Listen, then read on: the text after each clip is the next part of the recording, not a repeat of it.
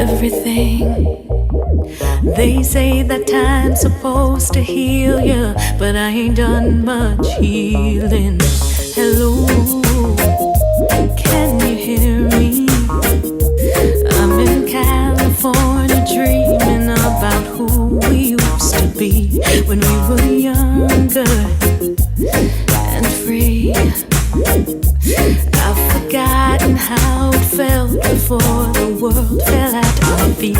There's such a difference between us and a million miles. Hello from the other side. I must have called 1,000 times to tell you I'm sorry for everything that I've done. But when I call, you never seem to be home. Hello from the outside. At least I can say that I tried to tell you I'm sorry for breaking your heart, but it don't matter. It clearly doesn't tear you apart anymore.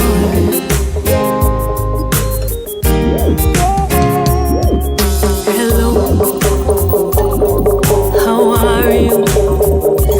It's so typical of me to talk about myself. I'm sorry. I hope that you're well. Did you ever make it out of that town where nothing ever happened? It's no secret that the both of us are running out of time. So hello from the other side. I must have called 1,000 times to tell you I'm sorry for everything that I've done. But when I call, you never seem to be home. Hello from the outside. At least I can say that I tried to tell you I'm sorry for breaking your heart, but it don't matter. It clearly doesn't tear you apart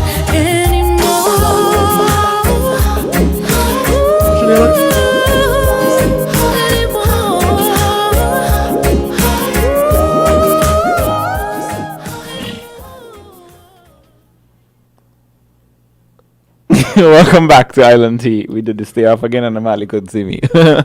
Welcome back. So he'll always win because the eye contact. He'll missing the eye contact component. Because I can't see. Yeah, so you I can't see. don't. You could stay at something forever. Then when if you do it with eye contact, like you lock eyes with somebody, it's strange. That's why Amali People wins. should be ashamed of you. I know. Hey, what's new? That's how it treats But- people with disabilities. It's false. But we're back with more Island Tea with your faves, Kevin and Amali, and we're jumping into Eat Local with Adria Maynard. Welcome.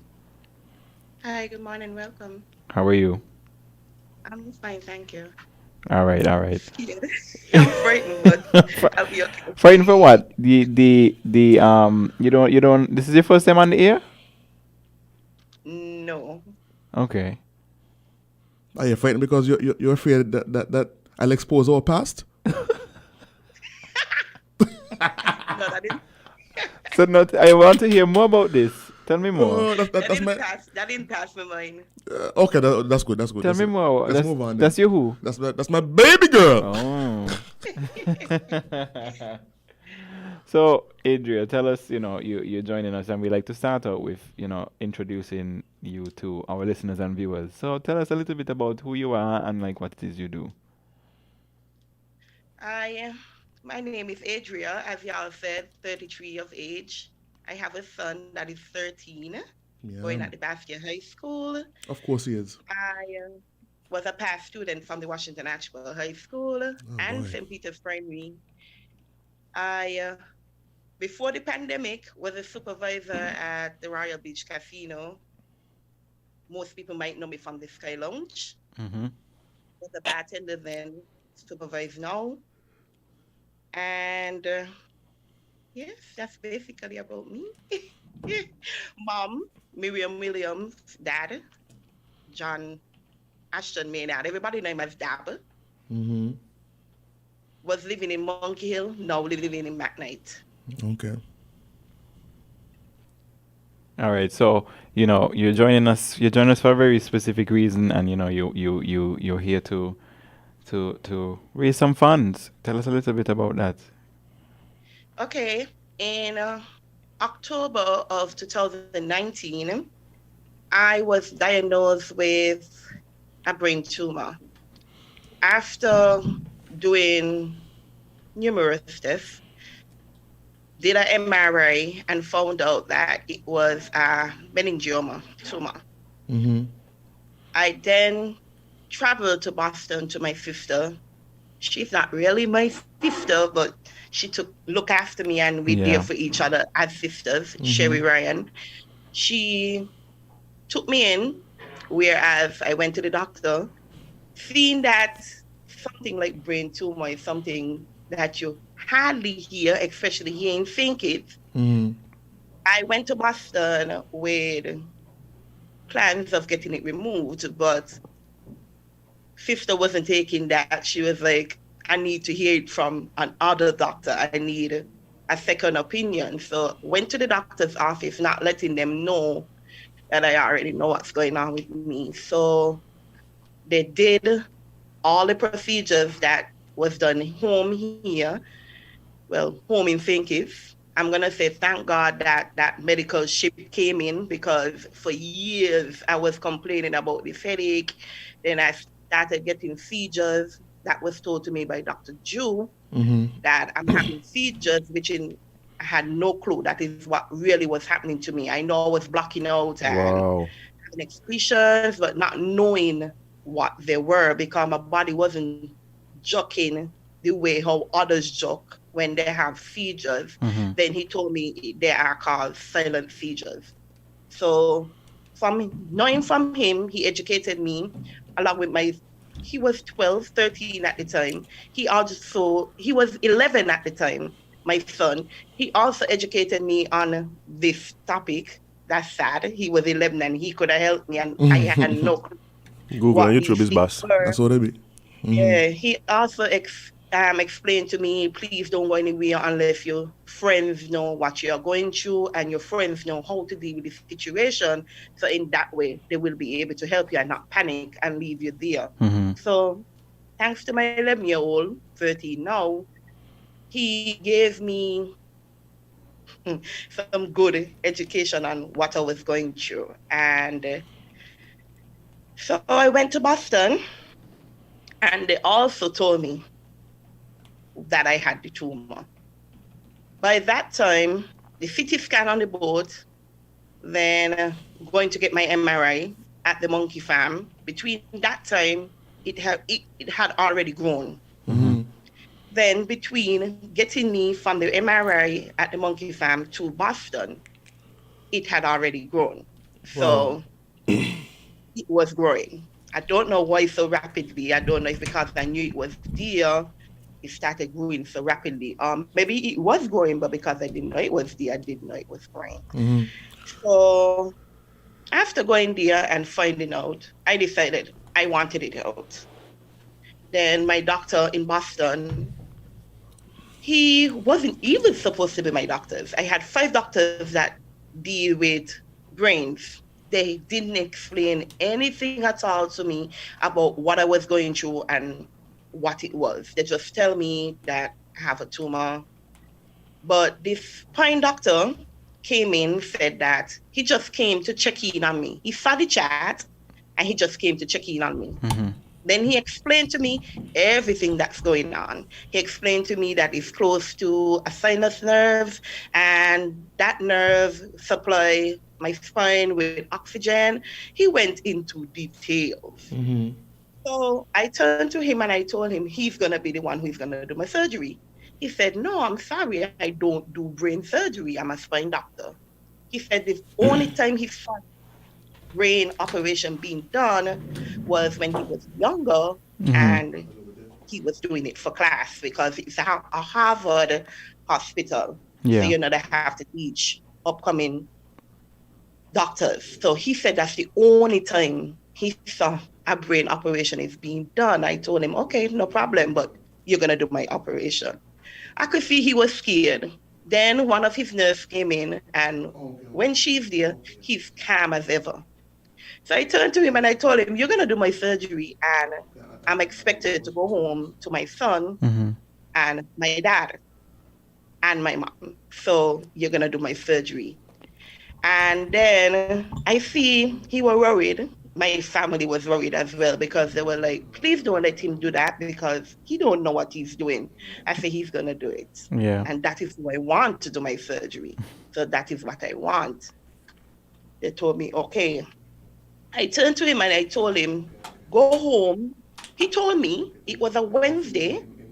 He told me, go home to my family. No, it wasn't a Wednesday, it was a Friday. He told me, go home to my family, spend time with my family, and then come back on Wednesday for the operation.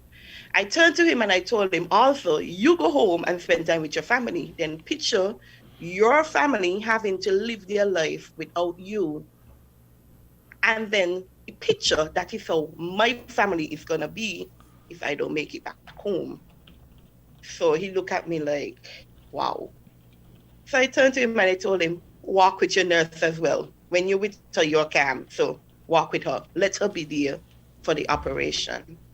Long story short, we did the operation and he came back and they told me it was a grade 2 tumor. Mm-hmm.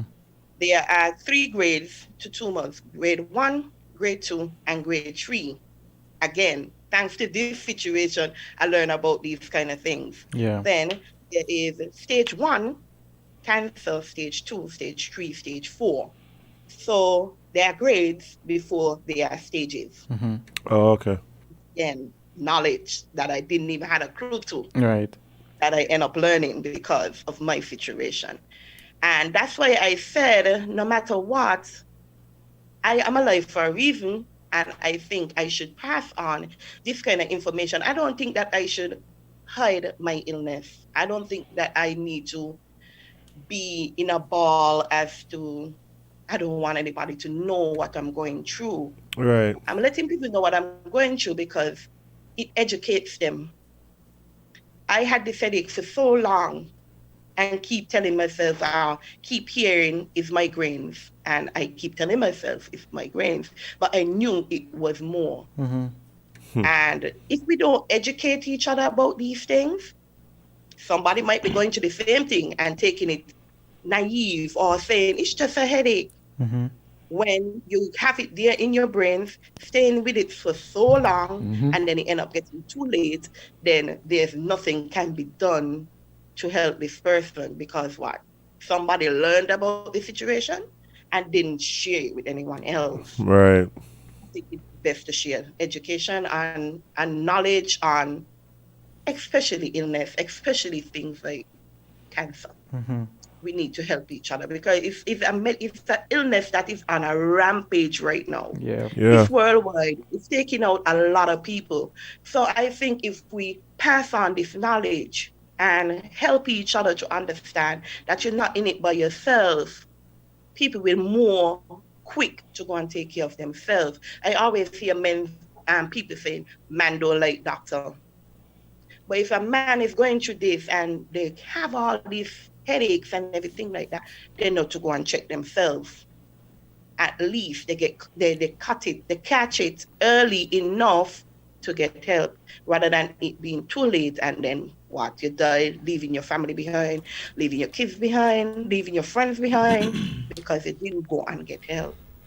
So after finding out that it was that, I went up with a mentality saying, I don't ever want to be told that I need to do chemo or I need to do radiation. I didn't ever want to hear that. But unfortunately, That's how it is. So, That's how it came out. wow.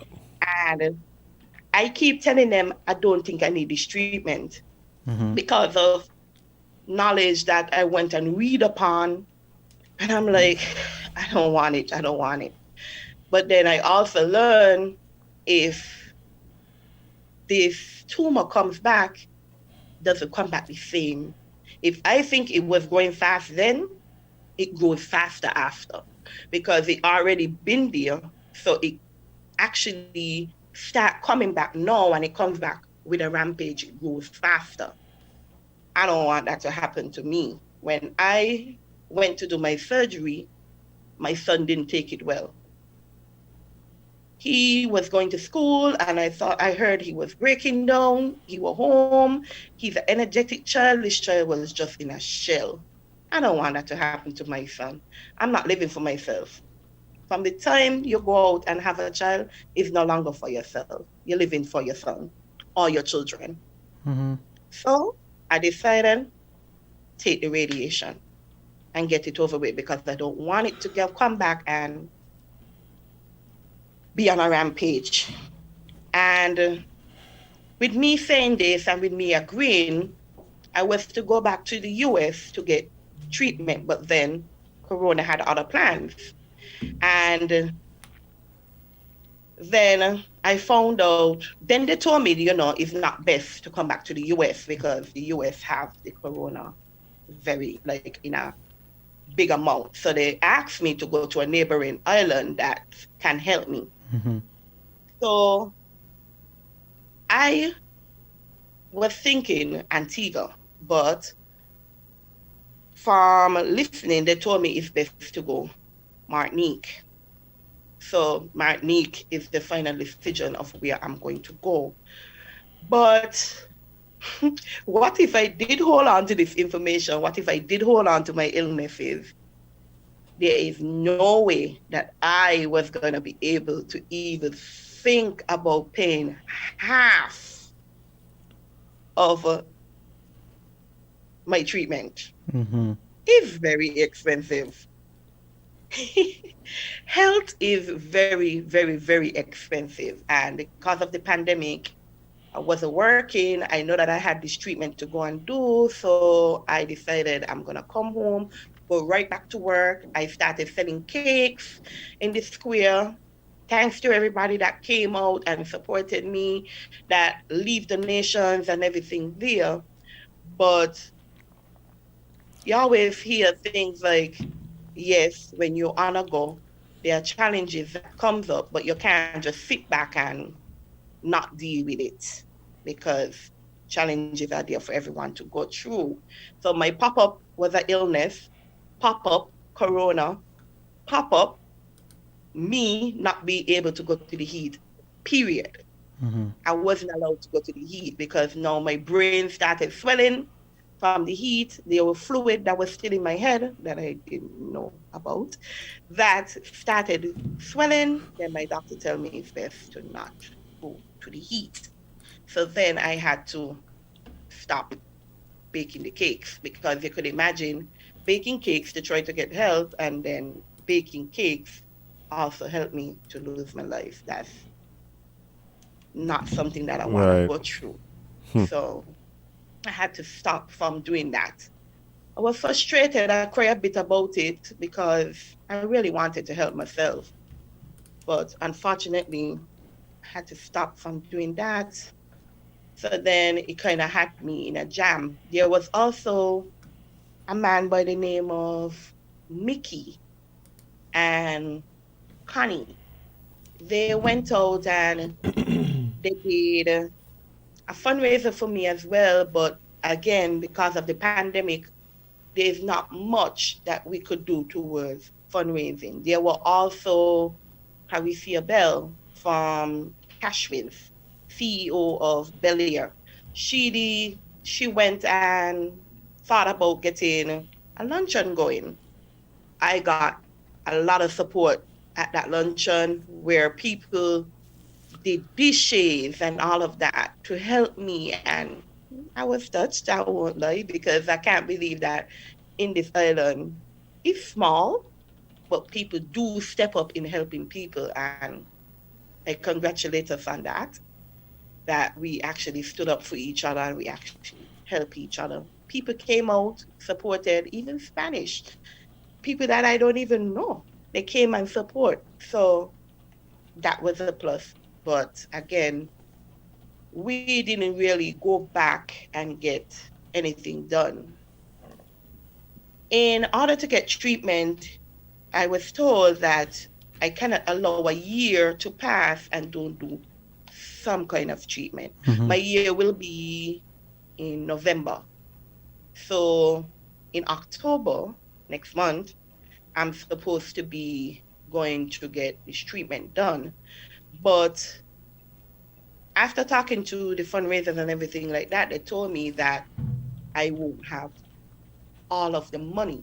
So then my family and friends decided, we're gonna try. Well, my sister Kavia, she had a GoFundMe running, and she decided let's start pushing it some more, because then at least if we can't get it from hand to hand here, at least we can get it some other how in order to get all of the treatment. So I should be going to Matney next month, which in I will be keeping my social media on point. I will be letting them know what I'm doing, because I'm sure there are people who are following my story and would like to know how I'm getting through. Right. So I would like to make sure that I keep everybody on the same page. And for that, I don't want to go all the way to Martinique and then only can do some of the treatment. I would like to do full 9 weeks of treatment, which is a lot. But if it's what I have to do in order to help me to be a little more me, and they're like, you don't even look like you're fake. You smile so much. Yes, because if it's stressful for me, why should I go on the public? Why should I go in the streets and show everyone that I'm fake, or let everybody know that I'm in pain, and then what? You end up sad as well? That won't be fair, because I'm going through what I'm going through. That doesn't mean that I should damn your spirit as well. Everybody knew me was to be this crazy AG and this fun person, the life of the party. Why would I go now and make you sad? Even when I was going through my situation, I'm working, and there are times I'm having briefing, and I have to tell my staff, give me 1 minute, because I have to go and run to the bathroom, vomit, and come back. It's not easy. You'll be nauseous. I was trying to figure out why on God's earth I drink water, I throw up. I drink tea, I throw up. People were telling me, drink soda water and Angostura bitters, which is something that we use on the job to settle our stomachs. That was no help. I threw up. Then I found out that nausea comes with stoma. So then again, the staff, when I went for my operation and came back, they were like, they didn't believe that I was sick, because there's only some of them will see me get sick. Only some will see me get sick and will know that I'm sick. My close family will know what I was going through, and then they know exactly, okay, Adria is sick. But there was some of them was like, you didn't show not one day that you're sick. You can't do that. We are a food and beverage department. There are customers who come to us to make sure that they have a great time. They ain't come there to see all of us with this susu, sad face. They come to see us happy. They come to get their drinks, to be served with a smile on their face. Imagine they see me being sick and then they go out on the floor, half crying, half want to go home because they feel good. How these customers are going to have a great time? There's no way it was possible. So I had to keep this to myself in order for not only my sanity, but for people around me sanity. So yeah, So, that's basically what I'm going through, what I went through, still going through because I still throw up at times. But yes, I did go for a CT scan lately, and I know that my tumor is not back. But oh, because that's of great. the Mm-hmm. car of where it was moved and everything like that, I guess that's why my body is still trying to get accustomed to, I guess, the tumor not being there. Right. Right. So But Adria, like, uh, it's your story is so um inspiring because of the way you have chosen to. What you, you're not hearing me, Adria? You're hearing us? No? Yeah, I don't think she's hearing All us. right. So um, nothing changed. But okay. But what we're gonna do is we're gonna have Adria tell us ways in which we could type to in ways in which we could contribute to what she to her recovery. The good thing is, like she said, um, there has not been any evidence that the tumor is coming is has come back, but we do understand that it's important for her to receive this treatment to ensure that it doesn't in the future, because as she mentioned, if he comes back, he coming back with a vengeance. And I know that there's been a lot of people um, in the public that has given her so much support, but I think we recognize that this is a tall task, and it's difficult. Like you can't plan for these things, and then you can't plan for these things in these times, right? And so it's very important for us, to look out for each other and be there for each other in whatever way that we can. And so hopefully Adria gets the message now that we, want to know what's the best way to contribute to her recovery, and I'm sure that there's some persons listening, some persons who are watching who would in whatever way possible like to contribute to her situation. So okay, so contributions or donations, you can go to National Bank and you can use my name, Adria Maynard. The account number is 451-443. There's also a GoFundMe going around for people who don't like the idea of the GoFundMe and they're in the US. There is Zelle and there is PayPal. But however, if National. you need the information for that, I will have to send it to you. So you can contact me on 869-664-6687. You can also take donations to Cash with Saint Kitts, and they will also be able to deal with it from there. all right, Adria, awesome. So for the people listening, we will actually repeat the information that she said, for those of you who might have missed it. Also, those of you watching online, whether it be Facebook or YouTube, we're also going to put the information in the comments so that you could, if so led, be able to contribute to her situation. All right, well, Adrian, thank you very much for, Okay. can you hear us? Hello? Can you hear us at all? When I Sorry? can hear you. I have to put the phone to my ear in order to hear you. Okay. Oh, did. Well, what we're saying is thank you for joining us and thank you for sharing your story. We're going to repeat your information to the listeners, and we're also going to post the information in our comments on social media, so people will know how to reach you and people will know how to contribute to your treatment and your recovery. I would also like to say thank you to some people. I would like to say thank you to Arlene and Ali from the Railway Bar. These are people that I used to work with. I would like to say thank you to Jaffin. She's also from Old Road. This is a lady that I met while working at Railway Bar.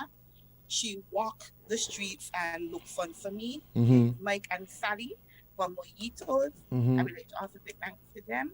I would like to say thank you to Doreen and Brent Lewis. Mm-hmm. These are customers that I met at Sky At the Lounge. casino, yeah. Mm-hmm. And also Jenny and her husband from Maryland.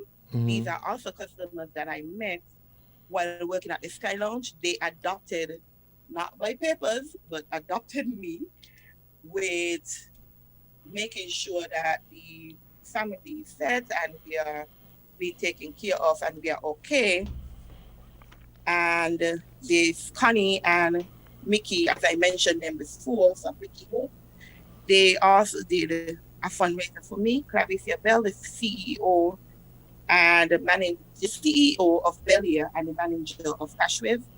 Sugarbowl, Cam, and Win, which Win FM, which is you all, to Mm-hmm. share my story and helping the people to get on board in helping me. There's Chai from Chai Pastas, Roger and his brother. These are the people that have the barbecue stall on the opposite of Best Buy. Okay. I would Oh, like okay, to okay. also thank the Brotherhood from the St. Peter's Anglican Church. That's the church that I go to. They actually took time out in helping me in getting this done. I would like to also thank the public and my family and friends for going out there and getting this help for me. There's also Shauna Maynard, that is my cousin. She actually, whenever I had a time when I'm down, I'm stressed out, she will say, it's okay, I'm going to deal with it. Just sit back and relax and I will deal with it and I will let you know how I'm getting it done. So they've been there for me. My That's dad, good. Mm-hmm. Ashton Maynard, he literally went as fast to tell me, stop worrying about bills, stop worrying about everything, just try my best to get my funds to get my health done. He's also homesick and he's still rallying behind me. Mm-hmm. There is Inland Revenue. There, my dad used to work there and they had a sporting club. They actually went out and did fundraising for me as well. Thank you all very much. Mm-hmm. I don't know how much to express how thankful I am in the way y'all are helping me. And for people who are there for me mentally, because as I said, it's not easy. There are times when I just want to be in a ball and cry and Mm-hmm. not want to be around anyone. But there are people who, when I say I'm okay, they know I'm not really okay. And they make sure they chip in and give me that upbeat to get going again. My sister, Kezia Maynard, and Kian J. my niece, who actually doing the GoFundMe and keeping me on page with what's happening. As I said, there are a lot of strangers that stepped up, thanks to everyone, social media worldwide, who is actually sharing my story and helping me to get this funding. So thank you all very much, and I appreciate it a lot. There's also people that step up during when school is supposed to go and open. Because school was going to open, I wasn't working. And yeah, I prayed as to how am I going to get this done? And without even saying that school was an issue for me, there were people who stepped up and chipped in, give me some baskets with school stuff. And Yeah, man. Blessings. I don't want to get Yeah. emotional, but Yes, thank you all we very understand. much. Very, very much for helping me out. And I appreciate it. Yes, I'm sure you do. Well, stay strong and hold the faith, and I'm sure that you'll receive the resources it takes to get you back to where you used to be, the bubbly woman that I know. So thank you very much for joining us, and we'll repeat your information right now, and then so people can contribute. Oh yes, I forgot to say thank you to my mom. She's the one who I was gave me wondering, I was like, shit, my son like he says. So yes, thanks for my mom. All right. best grandma for stepping up and being Yes. super grandma. Yes, All right. thank you very much. Okay. Well, thank you very much, Adria, and we'll check in with you, in the coming weeks to see how you're doing. Okay. Okay, thanks much. All right. All right. Well, that brings us to the end of this episode of Island Tea. We were going to repeat the information for Adria one more time for those who didn't miss it or didn't get to take it down. I think Kevin has it. Yes. So she mentioned that you can donate via National Bank, and the account number is 451443, and when you go, make sure you give the name Adria Maynard, and again the number for the National Bank account is 451443, and the name on the account is Adria Maynard. And she said you can also contact her if that is not an option for you and you'd like to contribute some way.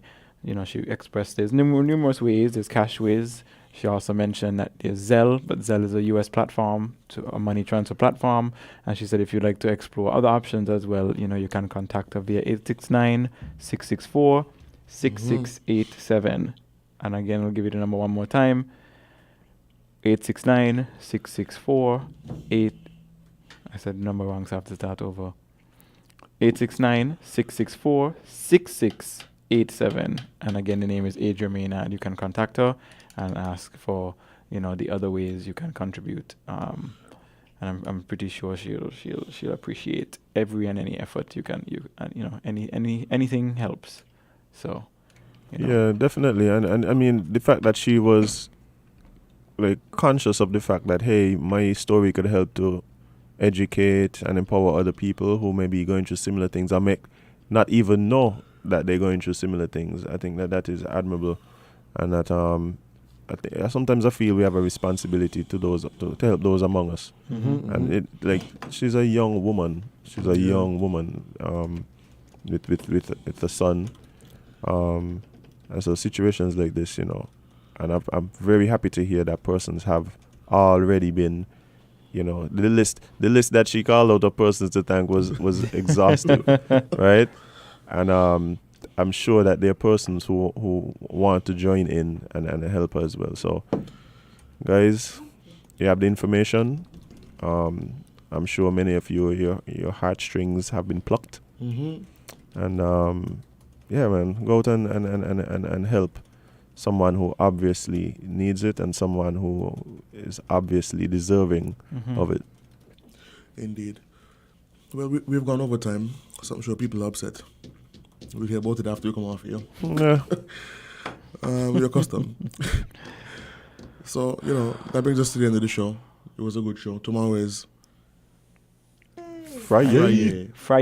Tomorrow is Friday. And I'm very hungry in advance for Friday. Oh boy. I'm hungry right now. I don't think I'm adding what I'm talking about, but it's okay. I know what you're talking about. I'll eat it here. I know you're talking more forget bit. Yeah. So L&T is on the move on Friday. Yeah, we ain't losing no heat inside here Friday. So yeah, we're leaving. Have a good day. And don't forget, you can't be everybody's cup of tea because you is not